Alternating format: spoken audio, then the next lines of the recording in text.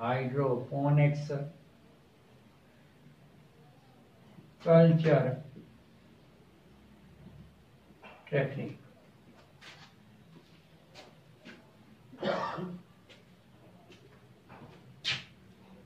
Hydroponic, hydro water. In this technique, plants are grown in water instead of soil. Plants are grown in water instead of soil. जमीन की बजाय plant को water में grow किया जाता है।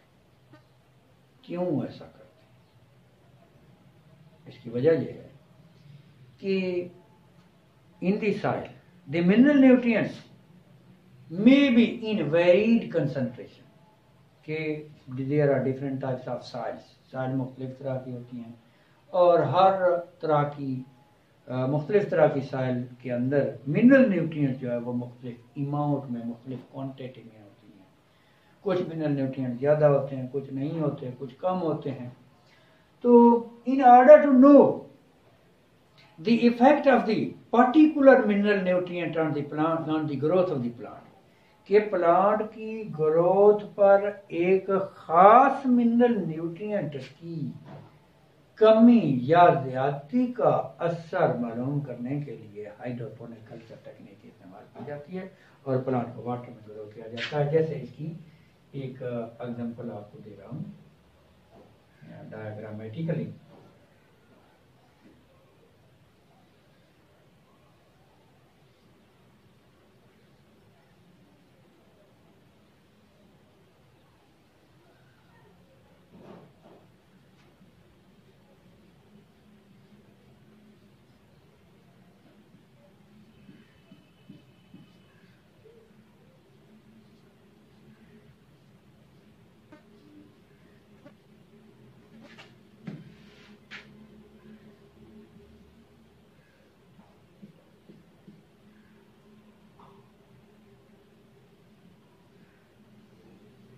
For example, this is plant.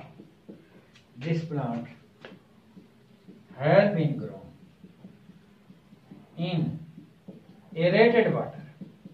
This is water. Aerated water means water having air. Air contains, oxygen.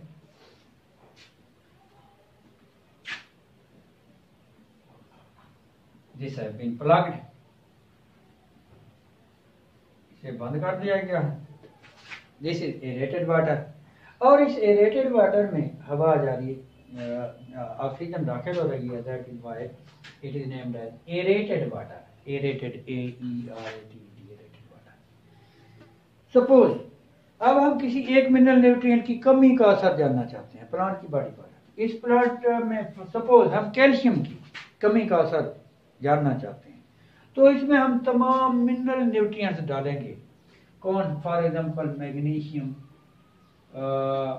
Calcium, sulphur, phosphorus, sodium, zinc, तमाम mineral nutrients डालेंगे, मां सिवाय पोटाशियम के। पोटाशियम हम नहीं डालेंगे, बाकी तमाम डालेंगे इस वाटर में। लेकिन एक खास मिनरल न्यूट्रिएंट जिसकी कमी का असर हम प्लांट की ग्रोथ पर देखना चाहते हैं वो हम नहीं डालेंगे।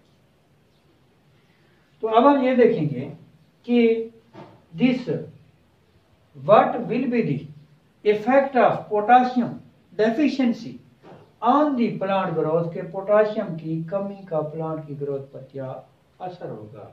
तो ये हम हाइड्रोपोनिक कल्चर टेक्निक के जरिए मालूम कर सकते हैं। इसीलिए इसमें हम प्लांट को वाटर में ग्रो करते हैं इंस्टेड ऑफ सॉइल में ग्रो नहीं करते। Hydroponics culture technique it is not being used on wider scale, बड़े स्केल पैमाने तक पर जो है ये अभी इस्तेमाल नहीं हो रही यहाँ पर। जब एस्ट्रोनॉट्स खलाबाज they use this technique so as to produce different types of vegetables. Another technique that is named as pasteurization technique.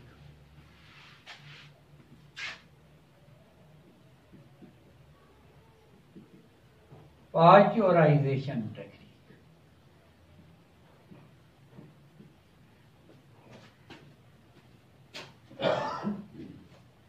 As we know, this pasteurization technique, it was developed by Louis Pasteur, French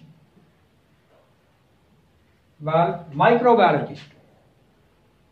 French microbiologist.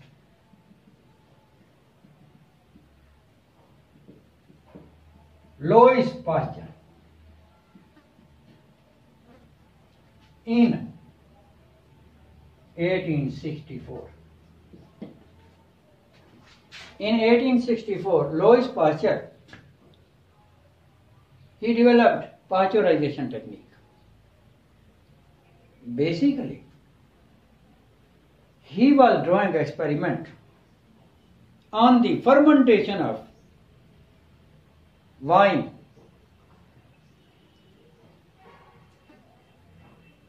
यानी beer, शराब तैयार करने में यह experiment कर रहा था। तो उस अमल से उसने pasteurization technique भी develop की।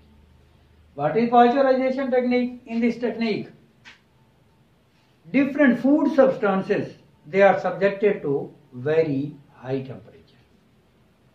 कि मुख्तलिफ फूड सब्सटेंसेस लिक्विड हों या सॉलिड हों, उन्हें हाई टेम्परेचर दिया जाता है। Particularly liquid substances are given high temperature. क्यों हाई टेम्परेचर दिया जाता है? कितना दिया जाता है टेम्परेचर? कितने वक्त के लिए दिया जाता है टेम्परेचर? पार्टिकुलर लिक्विड फूड और लिक्विड फूड में से particularly milk and milk products mean yogurt है, दही, बटर मिल्क है, बटर मिल्क या वे WHEY जिसे लस्सी का नाम देते हैं। Milk is pasteurised. How milk is pasteurised? Milk is pasteurised by heating the milk. Milk को हीट किया जाता है। इफ यू खास तौर पर होम पास्चराइजेशन, घर पर जो पास्चराइजेशन करते हैं हम, होम पास्चराइजेशन में milk is pasteurised at 63 degree centigrade for 30 minutes. 63 degree centigrade temperature देते हैं फॉर 30 मिनट्स, तो मिल्क पास्चराइज हो जाता है। क्यों ऐसा करते हैं? So as to kill the disease causing microorganisms which are present in the milk. Milk के अंदर जो डिजीज काजिंग माइक्रो ऑर्गेनिज्म मौजूद होते हैं, उन्हें मारने के लिए, किल करने के लिए। लेकिन ये है कि उनके सपोर, अगर माइक्रो ऑर्गेनिज्म सपोर की शक्ल में, तो सपोर जो है वो किल नहीं होंगे। हाँ, बाकी बैक्टीरिया जो हैं, जो हार्मफुल बैक्टीरिया हैं, दैट विल बी किल्ड। कौन से हार्मफुल बैक्टीरिया? जैसे स्टैफिलोकोकस आरियस। स्टैफिलोकोकस आरियस बैक्टीरियम का नाम है, बरूसीला बैक्टीरियम का नाम है, similarly E coli bacterium, salmonella bacteria, Listeria bacterium, तो और इसी तरह से माइकोबैक्टीरियम ट्यूबरकुलोसिस जो कि टीबी कॉज करता है। तो इन बैक्टीरिया को मारने के लिए हम जो बैक्टीरिया दूध के अंदर ये बैक्टीरिया मौजूद होते हैं, तो इन्हें मारने के लिए पास्चराइजेशन टेक्निक इस्तेमाल की जाती है। तो pasteurised milk that is safe to drink, कि पीने के लिए ये मिल्क जो है सेफ होता है। And after pasteurisation it is refrigerated.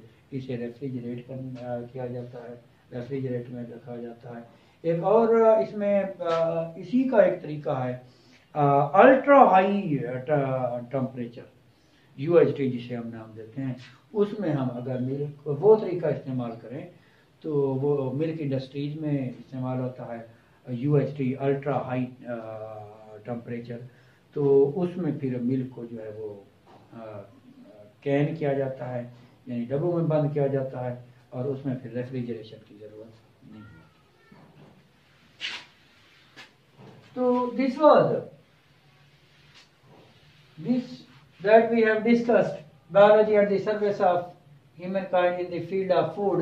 Now biology has also served the human being in the field of health. In other words, controlling diseases.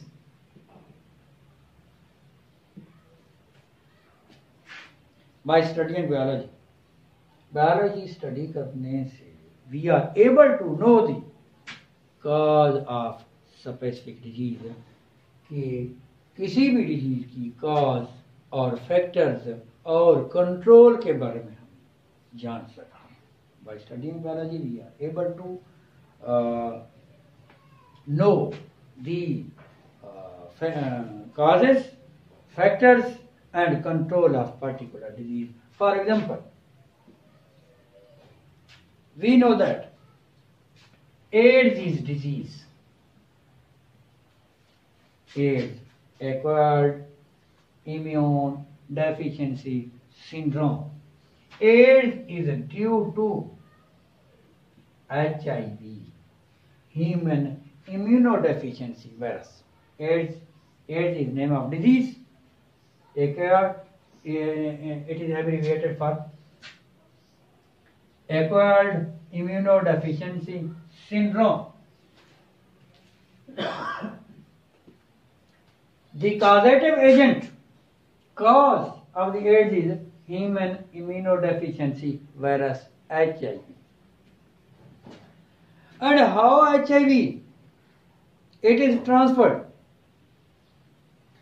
How HIV spread? There are some factor for the spread of the HIV.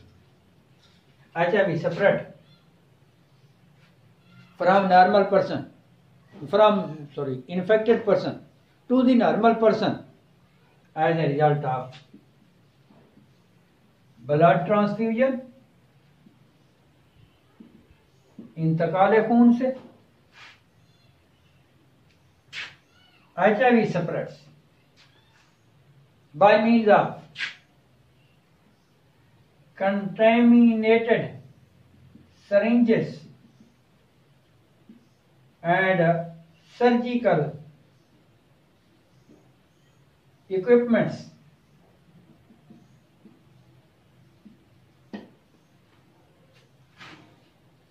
Contaminated जरासीम वाले, अगर एक syringe है infected person पर इस्तेमाल हुई, वही syringe normal person पर इस्तेमाल हुई, then normal person will get infected by the virus.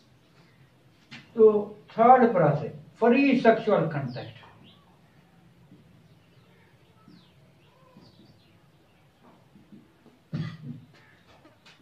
HIV also spreads when there is free sex. So these are the three factors due to which HIV spreads. So by studying biology, we are able to know that these are the factors due to which HIV spreads. So we must check our blood before blood transfusion. Contaminated syringes may not be used. Syringe after use on the one patient, it must be discarded, thrown away.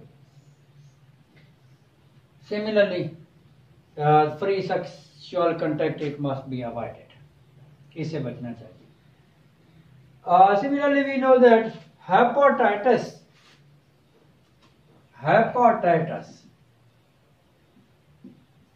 zircon, it is due to hepatitis virus. Hepatitis virus की वजह से होता है. How hepatitis virus spreads? Hepatitis virus spreads by means of these two factors, यानी blood transfusion और contaminated syringes and surgical equipments के जरिए hepatitis virus जो है it spread from infected person to the normal person.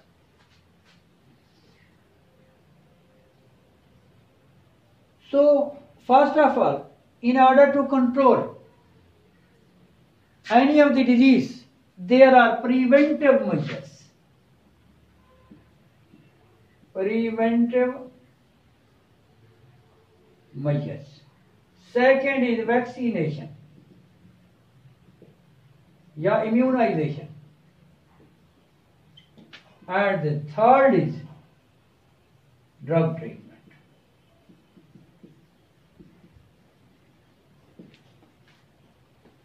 You see, in order to avoid from any of the disease, there are three initiatives. First initiative, that is preventive measures that we have discussed. कि preventive measures यही है किसी भी disease से बचने के लिए, यानी HIV से बचने के लिए हमें क्या करना चाहिए और HIV कैसे स्प्रेड होता है और हमें क्या करना चाहिए. सिमिलरली हेपेटाइटिस वायरस की वजह से होता है. हेपेटाइटिस वायरस मुख्तलिफ तरह के हैं. Hepatitis A virus, hepatitis B virus, hepatitis C virus. तो इनसे बचाव के लिए हमें क्या प्रिवेंटिव मेजर यानी क्या कुछ करना चाहिए.